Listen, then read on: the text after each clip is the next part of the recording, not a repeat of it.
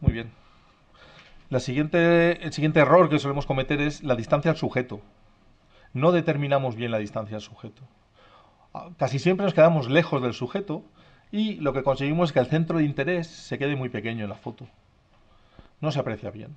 Encontramos una flor o una planta en flor y hacemos la foto de forma que la planta en flor al final ocupa pues una porción de un 5% de la foto. Entonces no tiene una presencia visual llamativa. Suele ser un error. Es decir, hay que acercarse a veces más a los sujetos y dar más protagonismo a lo que realmente lo merece. Y uno de los más importantes es fondos sin interés. Aquí os contaré una anécdota que a mí me sirvió de mucho. Cuando fui a Finlandia a dar un curso para profesionales, me extrañó mucho primero que me llamaran, a mí que me llaman de Finlandia. No, hemos estado viendo sus fotos y nos han gustado mucho porque usted le da mucha importancia al fondo. Hombre, ya me cayó simpático el tío, ¿no? Pues, pues es verdad, ¿no? Yo intento esto y si no fuera verdad diría que sí. Total que una vez dicho esto, digo, ¿y usted lo nota? Sí, hombre, claro que se nota. Los fondos impactantes, los fondos con mucha presencia visual, en una foto pues se ven enseguida. Pues fijaos hasta qué punto se percibe esto. Así que lo que os he empezado recomendando es lo que hago realmente. Voy buscando fondos, fondos, fondos y después me muevo buscando sujetos. En este caso el sujeto no estaba aquí y con mucha fuerza de voluntad, porque olía muy mal, pues lo puse ahí. Al principio no sabía lo que era. Digo, esto es el chupacabra este de Expediente X. Digo, esto es un híbrido de jabalí. Esto puedo decir yo, que sé, que es lo que yo quiera. ¿Esto qué es? Un jamaguache. ¿Eso qué es? No, se ha extinguido. No me digas. Esto tiene mucho valor. Pues no, debe ser una cabra vulgar de estas Canarias, ¿no? En Fuerteventura. Bueno, vamos a ejemplificar esa distancia al sujeto. Vamos a jugar con esa escala al sujeto. ¿Vale? La miramos. Bueno, ya no transmite lo mismo, ya no es lo mismo. Es decir, de ser un sujeto que llena el encuadre, que te fijas mucho en él, ha transmitido otra serie de cosas. A lo mejor aquí aprecio más la soledad del paraje. Estoy viendo más paraje, una playa vacía, no hay nadie, no hay casitas, no hay nada. Esto debe ser el culo del mundo, esto es el fin del mundo. Vamos a hacer otra escala, a ver qué conseguimos. Solamente como propuestas visuales. Bueno, pues a alguno le encajará más la última, a otro le encajará más la primera. Quizá la de en medio, no lo sé, porque claro, cuando comparas entre tres, pues la de en medio suele ser la clave, ¿no? Bueno, ya veis que hemos aprovechado el momento.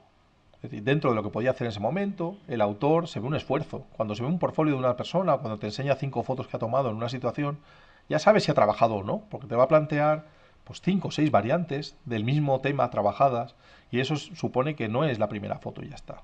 Hay un esfuerzo ahí. Así que, bueno, ya vemos cómo se escala. El centro de interés muy grande, el sujeto ocupa mucho tamaño. Hemos tenido suerte porque el cráneo es el tono más claro que hay en la foto. Cuando el sujeto o el centro de interés albergan el tono más claro de la imagen en composición, gana mucha presencia visual porque nuestros ojos van buscando luz, van detectando zonas claras, nos llama la atención la luz. Así que cumple un doble efecto. Y aquí tenemos un sujeto, un centro de interés pequeño. No es mejor ni peor. Compositivamente las cosas nunca son buenas o malas o mejores o reglas, no, en absoluto. Simplemente son formas de expresión. En una vemos más el lugar y nos transmite más soledad, por ejemplo, y en otra nos impacta mucho más un sujeto que hemos encontrado. Un repasito a localizar. Hemos dicho recorrer el espacio sin prisa, sin equipo, cómodos, prestando atención, concentrados, buscando fondos. Hemos encontrado el fondo, ya tenemos la mitad de la faena hecha. Ahora vamos a ver, ya tengo la foto del fondo preparada para hacer, si encuentro además un sujeto para componer o varios sujetos para componer. Bien, en el caso de la playa esta ya había hecho varias fotos y no las he elegido porque encontré el sujeto al final y compuse. Además de tener esa de la playa simplemente vacía, cuando encontré el sujeto dije, bueno, pues las otras no tienen sentido, me gusta más con un sujeto, con un elemento que llame la atención. Así que buscaré y esto va a ser un proceso todavía más penoso porque tengo que tener en cuenta que siempre se va a entablar, siempre, un diálogo entre lo que ponga delante y lo que ponga detrás. Aunque tú no quieras, aunque no te hayas dado cuenta, aunque no fuera tu propósito, lo que hay delante en el primer plano va a tener un diálogo visual con lo que hay en el fondo. Y más vale que seas consciente de ello. Porque entonces puedes elegir si los alineas en un eje y formas un eje fuerte con ellos, o si elaboras una diagonal en la cual el espectador va a tener que recorrer todo el encuadre y va a transmitir sensación de lleno, trabajado, completo. Es algo que hay que reflexionar bastante, porque ya entramos en el campo de la composición. Aquí tengo un fondo que es la niebla y los árboles con una atmósfera misteriosa, y tengo un primer plano que es un sujeto llamativo, fuerte, con color. Pues aquí es donde decido si lo centro, si no lo centro, qué dejo ver del fondo y qué dejo ver delante. Todo este tipo de cuestiones suceden, es decir, se elabora mucho más este tipo de imágenes que si hubiera fotografiado el fondo solo, por supuesto. Repaso la estructura de la imagen. Hemos dicho sensación de lugar, foto solo del fondo y primer plano y fondo, composición. Esta, digamos que es la forma más simple en la que podemos estructurarla. Si elijo primer plano y fondo, entra en juego ya la profundidad. La imagen va a tener profundidad porque ya hay un primer plano, habrá un plano medio aunque esté vacío, habrá un fondo, habrá un cielo, habrá un infinito. Esto me está hablando ya de profundidad, que es un concepto que hasta ahora tampoco hemos visto mucho y que ahondaremos mucho en composición. Es muy simple esta división, pero yo creo que es de lo más gráfico que podemos hablar. Repasamos la sensación de lugar que lo había prometido. Buscamos encuadres abiertos, vistas generales, desde un hito paisajístico, desde un punto de vista elevado. Utilizo una óptica angular, pierdo referencias cercanas del primer plano y delante busco un medio infrecuente, que puede ser el aire, el agua, un prado de flores, algo donde el espectador pierda pie, no esté sólidamente sentado a la altura de la cámara, no. Me lo llevo a ras de suelo, lo meto en un prado húmedo, lo meto dentro del mar. Así que se transmite sensación de flotar, de volar, de mojarse. Dentro de sujeto y fondo, el primer plano tiene que tener entidad, no puede ser cualquier cosa. Tiene que tener, cuanto más entidad, mejor, más impactante. Y a la hora de componer, los consejos son: puedo emplazar el primer plano en un lateral, muy descentrado, mejor si guarda proporciones hacia las esquinas, porque eso se nota luego en la imagen, guardando proporciones, y el fondo en el lado opuesto y en diagonal.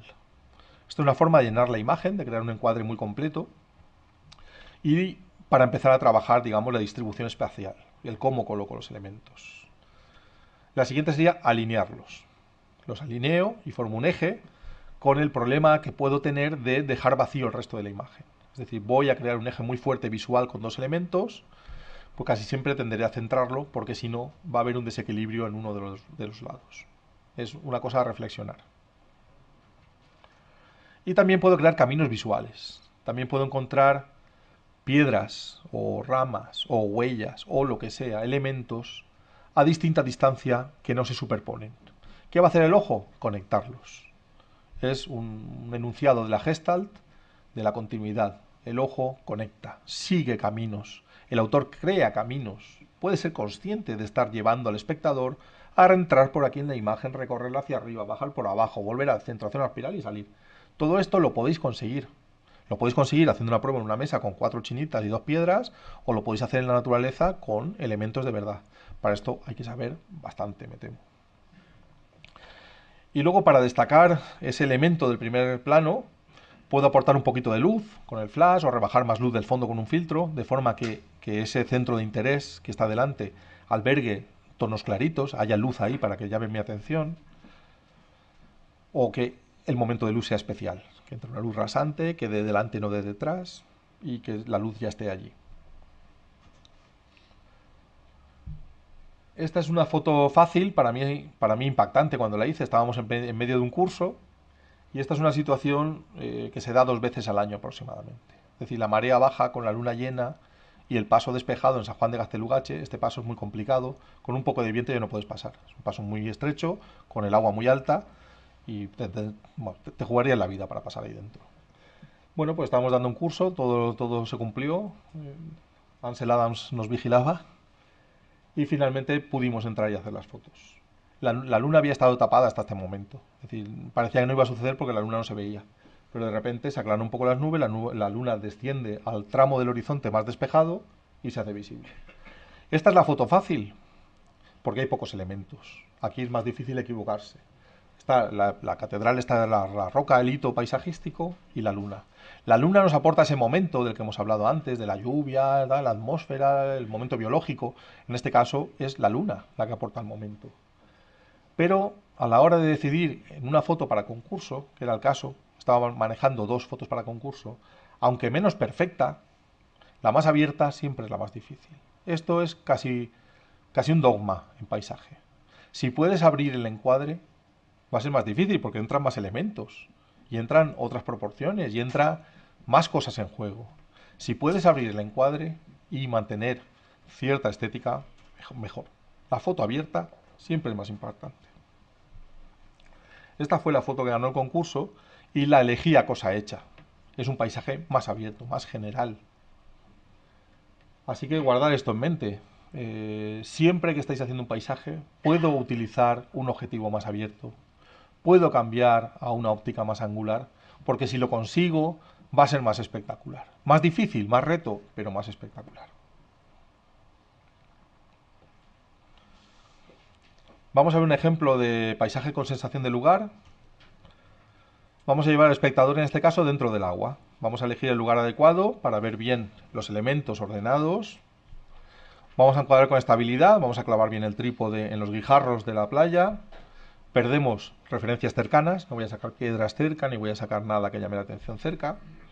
El enfoque, como no hay nada cerca, pues sobre los 6 metros me va a cubrir bien infinito. Voy a medir, esto es como una especie de protocolo, aunque luego veremos un protocolo más completo.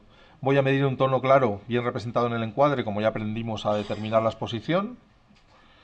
Verifico el histograma y espero, ya con todos los parámetros ajustados, a que suceda algo.